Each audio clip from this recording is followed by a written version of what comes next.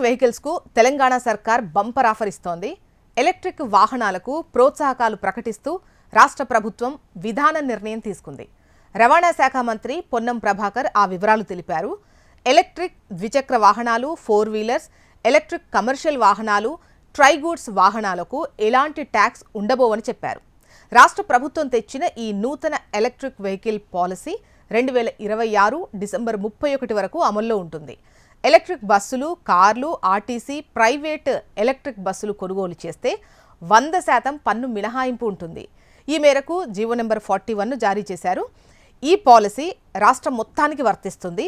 హైదరాబాద్లో కాలుష్య నియంత్రణ కోసం 3000 బస్సుల స్థానంలో ఎలక్ట్రిక్ బస్సులు తేవాలని ముఖ్యమంత్రి నిర్ణయం తీసుకున్నారని, ఇప్పటి వరకు పరిమితి నేపథ్యంలోనే ఎలక్ట్రిక్ వాహనాలు వాడుతున్నారని, ఈ సంఖ్యను పెంచడమే ప్రభుత్వ లక్ష్యం అంటున్నారు.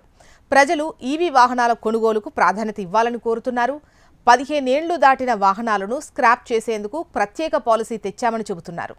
పాత వాహనాలను ఆ పాలసీ ద్వారా స్క్రాప్ చేస్తే ప్రోత్సాహకాలు లభిస్తాయని చెప్పారు. దేశంలో ఏటా రోడ్డు ప్రమాదాల వల్ల 1,50,000 మంది చనిపోతున్నారని, రాష్ట్రంలో రోజుకు 20 మంది చనిపోతున్నారని వివరించారు. రోడ్డు భద్రతపై లైసెన్స్ ఇచ్చే ముందు అవగాహన కల్పించాలని గురువారెడ్డి సంస్థ సిఫార్సు చేసిందని, దాన్ని అమలు చేస్తామన్నారు. యూనిసెఫ్ ద్వారా పాఠశాలల్లో అవగాహన పార్కులు ఏర్పాటు చేస్తున్నామన్నారు. ఇక రవాణా శాఖకు కొత్త లోగో, కొత్త వాహనాలు వస్తాయని, ఎలక్ట్రిక్ వాహనాల కంపెనీలు ఛార్జింగ్ స్టేషన్లు ఏర్పాటు చేయాలని కోరారు. గతంలో 5,000 ఈవీ వాహనాలకు మాత్రమే వర్తించేలా పన్ను మినహాయింపులు ఇచ్చారని, ఇప్పటి వరకు 1,70,000 ఎలక్ట్రిక్ వాహనాలు రిజిస్ట్రేషన్ అయ్యాయని చెప్పారు. తాము ఈ పరిమితిని ఎత్తేస్తున్నామని చెప్పారు.